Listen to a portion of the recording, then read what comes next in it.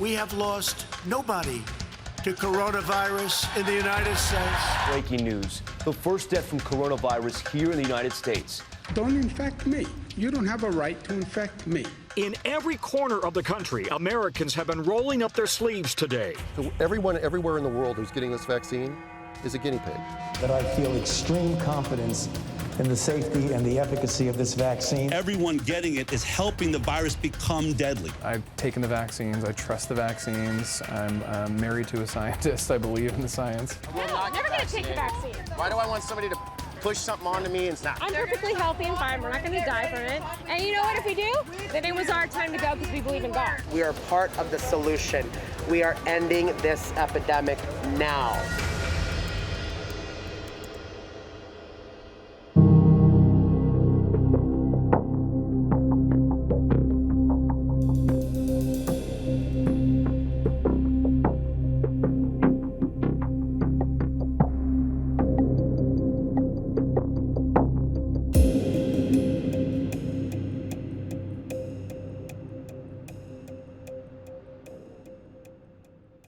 My name is Del Bigtree. I'm the host of an internet talk show called The High Wire. I'm also the CEO of a nonprofit called the Informed Consent Action Network. I see myself as a journalist. I recognize that the work that I've done to investigate the safety of vaccines is probably more prolific and profound than any journalist has ever embarked upon. My trigger is always journalistic. What is the truth, right? Where do you find the truth? The thing I was taught and that I believe about journalism is my job is not to accept the narrative just because it's the narrative. I don't care if it's an expert. I don't believe that words are actually dangerous to people's minds. I think that people have the ability to take in different points of view and come to their own conclusions. We took on a brand new experiment, and that experiment was, can we hide from a virus? It was an experiment. Can we do it? We tried, we failed. As it turns out, you can't hide from a virus. The only road to herd immunity right now is to catch the wild virus. And therefore, we've got to march as many of our healthy people in to do that we know won't be at risk, but to destroy everybody's lives, including the healthy that are at no risk, while we wait for a product and in fact force a brand new technology to be rushed into the population, I think will go down as the greatest scientific blunder in the history of mankind.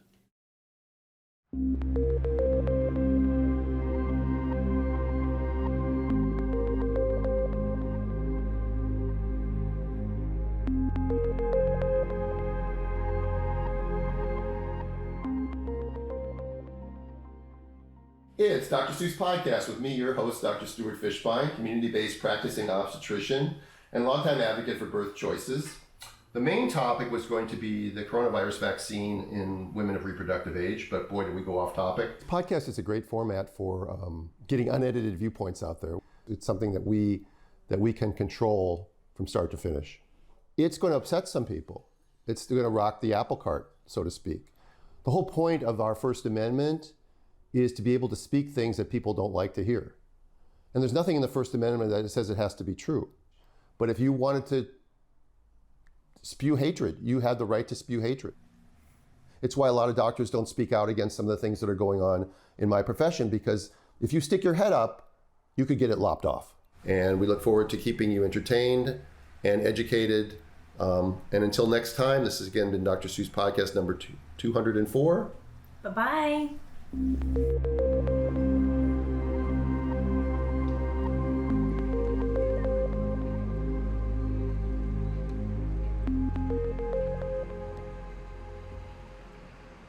Welcome to Kedron. Vex 2. Good to see you again. Thank you so much again. I really appreciate that. My second dose today. Thank you.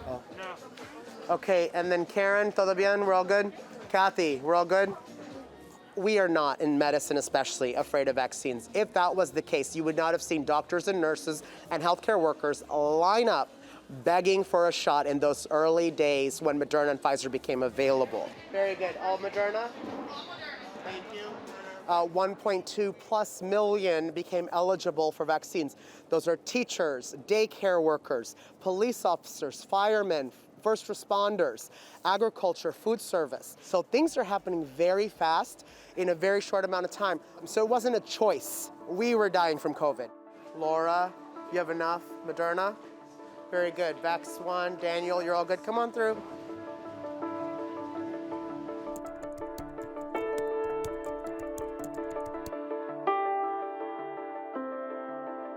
And this is a problem we're seeing around the world. You know, Russian trolls and bots are being accused of spreading misinformation about vaccines as well. Some people demonstrating against the coronavirus measures have compared themselves to the Jewish victims of the Holocaust. False theory linking the 5G network to the spread of the virus.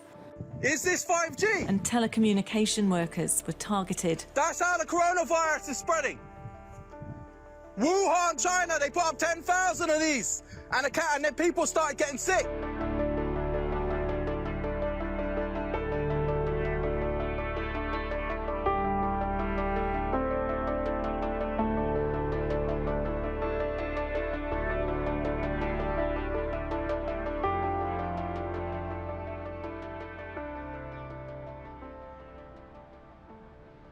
I've taken the vaccines. I trust the vaccines. I'm married to a scientist. I believe in the science. But on the other hand, I do understand why people have or are reticent of believing in a lot of these major institutions.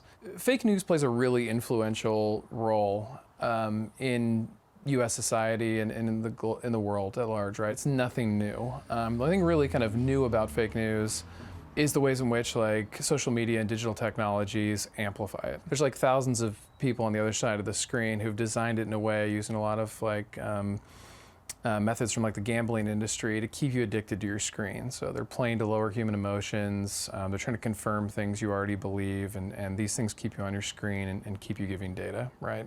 And so we're at this place where folks who deny the vaccine or the effectiveness of the vaccine or believe in these conspiracies that Bill Gates has created the virus so he can make profits of the vaccine or whatever it may be. Your search results and your social media feed will continue to reinforce that. And if it does bring your attention to people who disagree with that, it will be done in a divisive way. I like to point out that there's nothing really social about social media. Instead, it's a place where we can learn to like divide and hate and disagree. So that's kind of the danger in the fake news problem, is you can have good people doing horrible things for what they believe are good reasons. For the most part, the large groups of people, the millions of people that talk about me, as far as I know, most of them support and love the work that I do. I believe mainstream media is essentially propaganda. I think that they are clearly working for their sponsors. Because if they tell a balanced story that goes against Merck or Pfizer, Sanofi Aventis, or Exxon, or Pampers, that those sponsors say, we're going to pull millions and millions of dollars out of your organization if you don't change that narrative. I don't really like the one-man show. I'm just doing my job. I'm helping people get vaccinated. Welcome to Ketron. I think people really think that these are like some conspiracies, And I'm telling you, someone who's at the table, someone who's involved in conversations at the federal government level, the CDC level, the state level, the governor's office, I have never seen anyone say, how can we get everyone vaccinated for some other means except for to end this epidemic? That is what we're committed to. That is what we're trying to do. And that is the truth. And I hope that the truth will set us all free, especially from some of the attacks we've received from anti-vaxxers and others.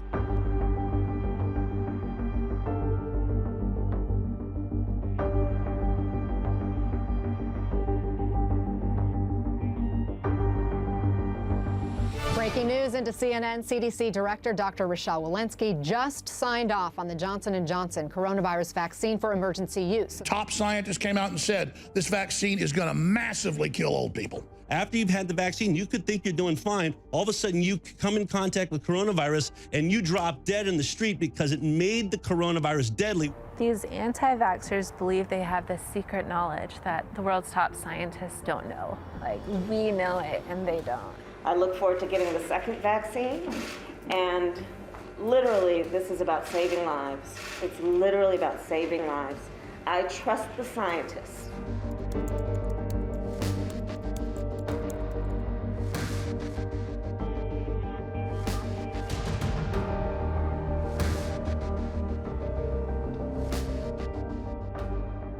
I work at two organizations called Children's Health Defense Florida. Robert F. Kennedy is actually the chair of Children's Health Defense. There is a profound movement that is happening across the globe. Robert F. Kennedy Jr. has been a phenomenal advocate within our movement and really helped us really broaden and reach, not only just in particular in the state of Florida, but globally. You know, when you look at the 4 to 5 major manufacturers of vaccines, every single one of them has been convicted of felonies. I think if somebody sat there and said, I'm going to do this for the greater good, we'd call that nowadays virtual signaling, right? But I think that's their choice to make that decision.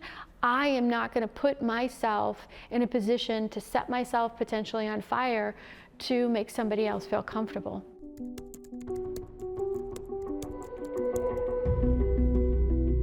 There was therapeutic medication out there that was being consciously banned from being discussed in my country. Hydroxychloroquine, azithromycin, and zinc.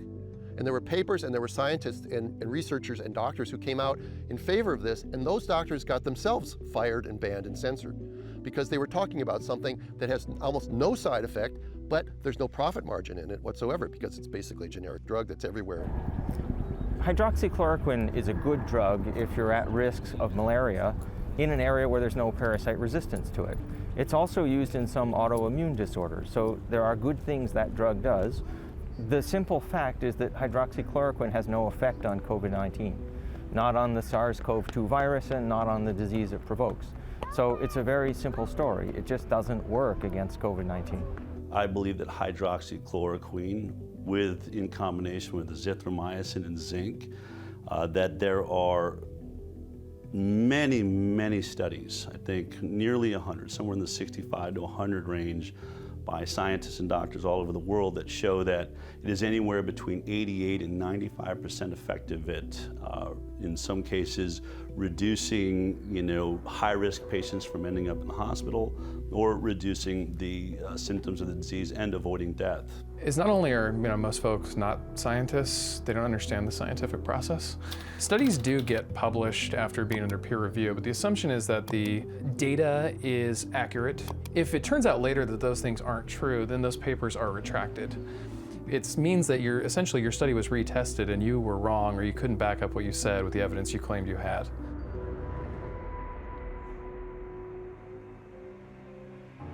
You want to know what's true, and you want to believe things that this is called confirmation bias, that we all already want to believe things that we think are true, and most people will find things on the internet that confirm their existing beliefs. For example, you could consider every COVID vaccine given in the United States as something experimental in the sense that these are authorized under an emergency use by the FDA, okay?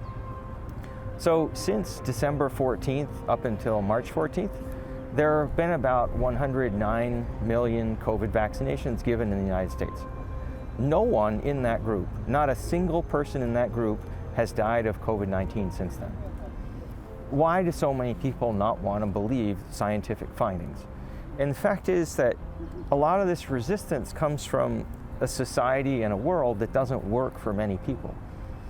There were about 255 million jobs lost in 2020 due to COVID-19. So what happens with COVID-19 is that people take their existing position in life, whatever it is, whether they have advantages or disadvantages. COVID-19, it exaggerates every problem on top of that. So if you were unsecure in your employment, you probably lost your job. So if people are not doing well, it's a sign that they can't trust something about society. Maybe they can't trust the justice system. Maybe they can't trust the police. I think in the COVID-19 case, the vaccine is well established. They're demonstrated effective and people should take them. But the suspicion that many people bring to government institutions and to societal functions, that's justified, and we should talk about that.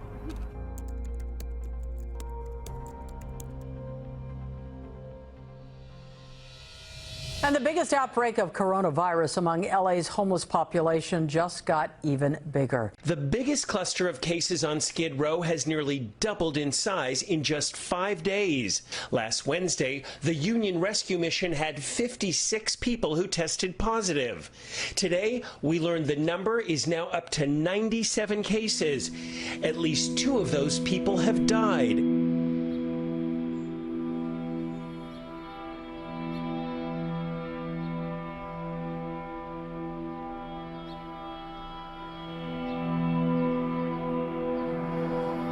I'm Andy Bales. I'm the president and CEO of Union Rescue Mission in downtown Los Angeles, actually right in the heart of Skid Row in Los Angeles.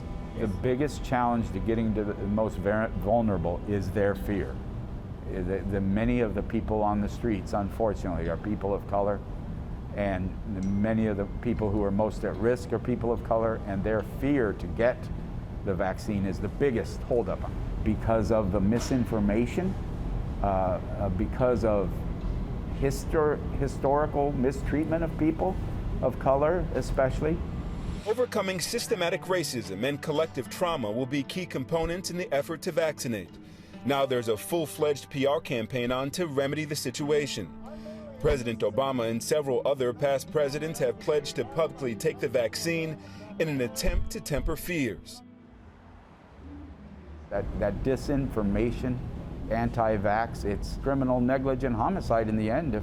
If you've convinced somebody not to get a vaccine and they get COVID-19 and perish, I think that's the battle that caused healthcare workers the most stress. It wasn't going in and seeing fluids fly everywhere and ducking and trying to stay alive wearing a mask. It was the fact that they were doing that while people were preaching misinformation and making it like their job didn't amount to anything, wasn't worth anything. So we have to educate and encourage people and show them that it's safe and it's okay.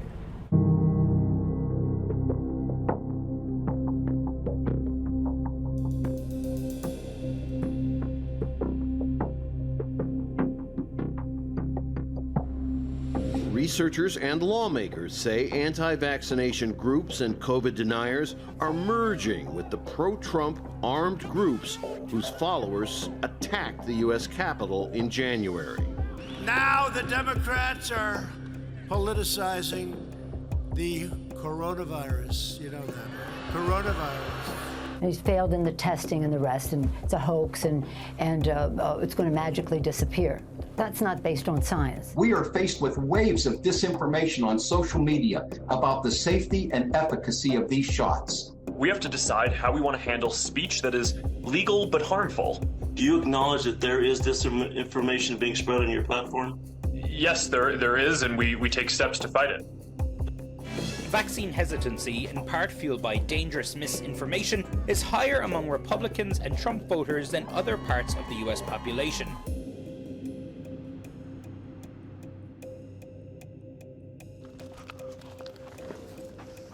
It's become a huge political issue. I mean, just you can see it just by looking at which states are staying locked down, which states are not staying locked down, which states have opened up or never locked down.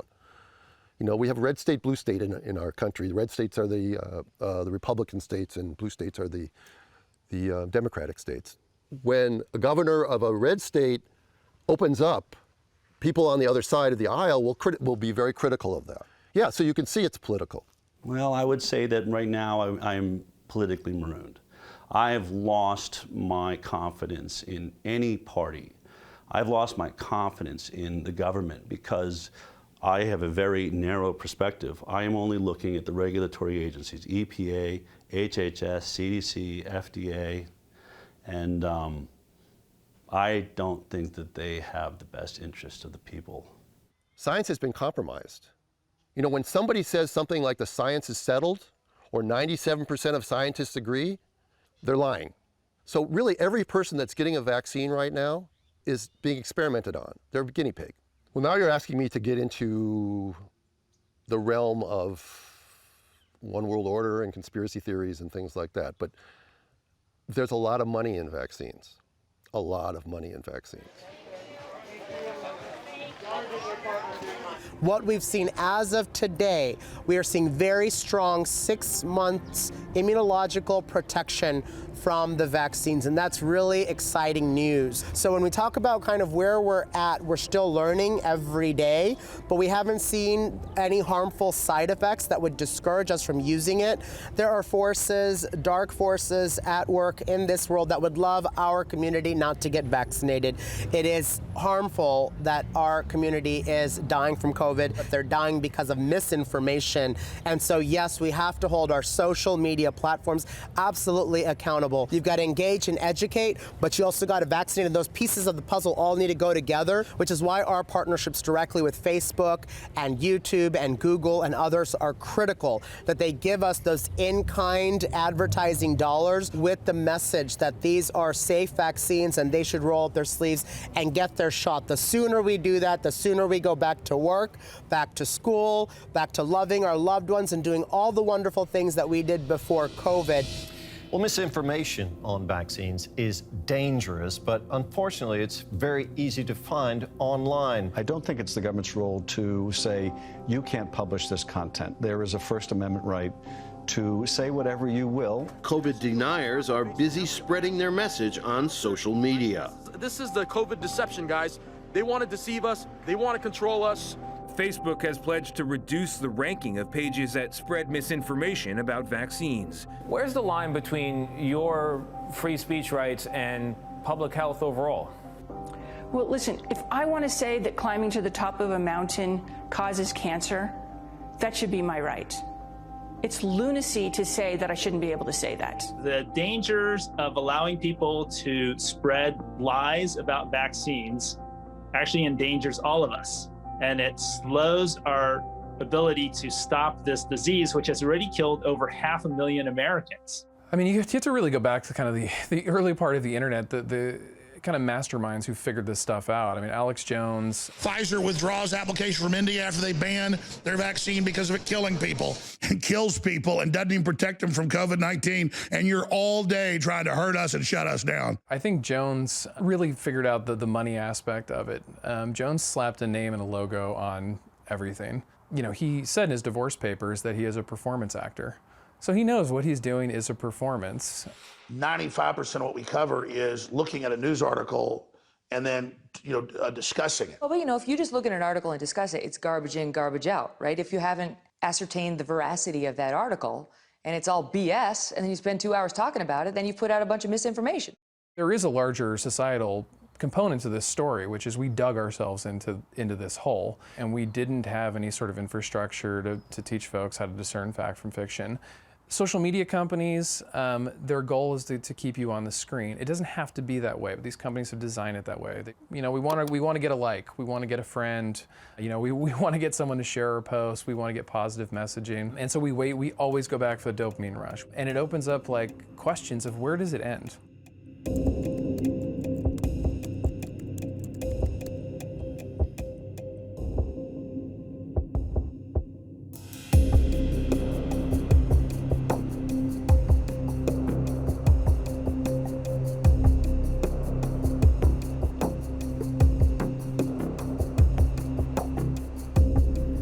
I would start by asking about the political economy of anti-vaccination promotion. So who's driving this and why do they want to do it? Why is it that some groups or people want to drive ill health for other groups? In most places, there's an easy answer to that. Somebody wants power, they want money. So I would ask, who's funding this and why are they doing it? What is the agenda that they're promoting?